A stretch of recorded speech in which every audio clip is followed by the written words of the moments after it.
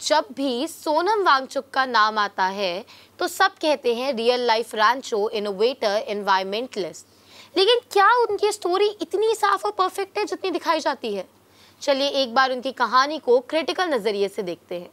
दोस्तों, सोनम वांगचुक की कहानी 1966 में लद्दाख के एक जिले से शुरू हुई थी।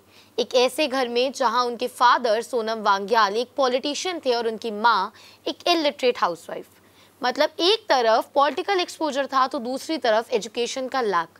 यही कॉन्ट्राडिक्शन उनकी लाइफ में हमेशा रहा। 5 बच्चों में सबसे बड़े होने के नाते उन पर जिम्मेदारी भी थी और ईगो भी। क्रिटिक्स का कहना है कि फैमिली बैकग्राउंड ने उन्हें एक एडवांटेज दिया। फादर पॉलिटिक्स में थे, इसलिए उनको लद्दाख में एक पहचान मिल गई। मतलब वो एकदम ग्राउंड से स्ट्रगल कर ऊपर नहीं आए थे जैसा लोग दिखाते हैं। सोनम की स्कूलिंग भी एकदम प्रॉब्लमैटिक थी।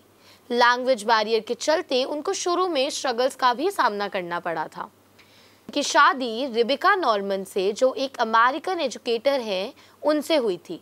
लद्दाख में काम करती थी वो। कई लोग ये भी बोलते हैं कि उनका ग्लोबल एक्सपोजर और मीडिया कवरेज पार्शियली इसी वजह से भी आया है क्योंकि फैमिली और पर्सनल नेटवर्क ने उन्हें एक इंटरनेशनल इमेज बनाने में हेल्प की। तो एक तरफ उनकी स्टोरी को सेल्फ मेड इनोवेटर की तरह दिखाया जाता है, लेकिन असली कहानी में उनका फैमिली बैकग्राउंड, पॉलिटिकल कनेक्शन और इंटरनेशनल नेटवर्क भी एक बड़ी रोल प्ले करती है। ये उनके सक्सेस का एक ऐसा हिडन साइड है जिसके बारे में ज़्यादा बात नहीं होती है। लेटर उन्होंने इंजीनियरिंग करी और 1988 में लद्दाख वापस आके बनाया अपना ड्रीम प्रोजेक्ट सेकमॉल, जिसे हम सब students education and cultural movement of Ladakh के नाम से भी जानते हैं। बताया तो ये गया कि सेकमॉल ने लद्दाख के स्टूडेंट का फ्यूचर बदला, पर सच ये है कि इस मॉडल का इम्पैक्ट हमेशा से सिर्फ लिमिटेड रहा। कई क्रिटिक्स तो ये भी कहते हैं कि सेकमॉल सिर्फ एक बबल है जो मीडिया में शोकेस होता है। ग्राउंड रियलिटी तो कुछ और ही है। बात करें उनके फेमस इन्वेंशन आइस तूपा की, तो इसको दुनिया भर में क्लाइमेट सॉल्यूशन की तरह दिखाया गया, पर लोकल फार्मर्स की सुने तो इसका आउटपुट उतना रिलायबल नहीं। ये सिर्फ एक ऐसा सीजनल सॉल्यूशन है जो कुछ महीने काम करता है, परमानेंट नहीं। मतलब इनोवेशन का हाइप बढ़ा था पर प्रॉब्लम का असली सॉल्यूशन अभी भी मिसिंग था।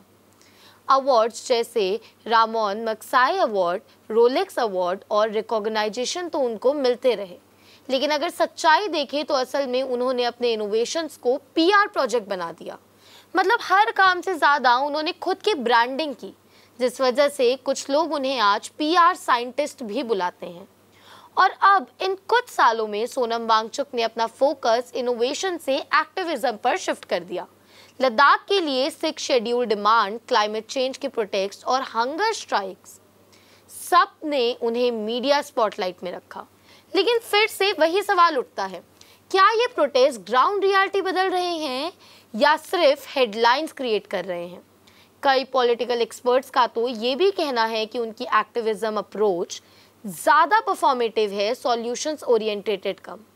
सितंबर 2025 में सोनम वांगचुक को लद्दाख प्रोटेस्ट के बाद अरेस्ट कर लिया गया और उन पे नेशनल सिक्योरिटी एक्ट NSA लगाया गया, क्योंकि अथॉरिटीज़ का कहना था कि उनके प्रोवोकेटिव स्पीचेस और हंगर स्ट्राइक से लोग वायलेंट हो रहे हैं। बीजेपी ऑफिस जला, गवर्नमेंट बिल्डिंग्स डैमेज हुई और क्लैशेस में 4 लोगों की जान तक चली गई।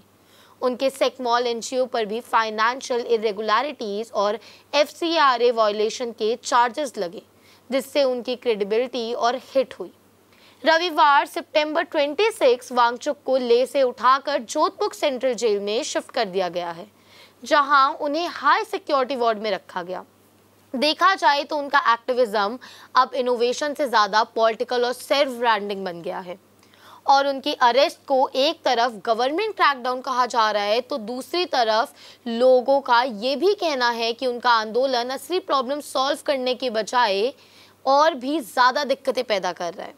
तो दोस्तों, सोनम वांगचुक की कहानी सुन के लगता है कि बंदा रैंचो बनने निकला था, पर कहीं बीच रास्ते में अपनी ही PR मशीन बन गया। एजुकेशन रिफॉर्म के प्रॉमिस, आइस तूपा का ड्रामा और एक्टिविज्म का हंगामा, सब कुछ सिर्फ ट्रेलर बड़ा था, लेकिन पिक्चर असल में छोटी थी। और असली सवाल ये है, लद्दाख के प्रॉब्लम सॉल्व हुए हैं या सिर्फ सोनम के हेडलाइंस बन गए? कहीं ऐसा तो नहीं है कि ऑल इज वेल बोल बोल के बस दुनिया को सपने बेच रहे हैं? जो भी हो, एक बात तो पक्की है, हाइपा ग्लेशियर तो उन्होंने बना लिया, लेकिन असली सॉल्यूशन अभी भी लद्दाख की धूप में पिघल ही रहा है। तो आज हमने बात करी सोनम वांगचुक की कहानी की। आज के एपिसोड में बस इतना ही। आगे और एपिसोड्स के लिए हमें सब्सक्राइब करें, लाइक करें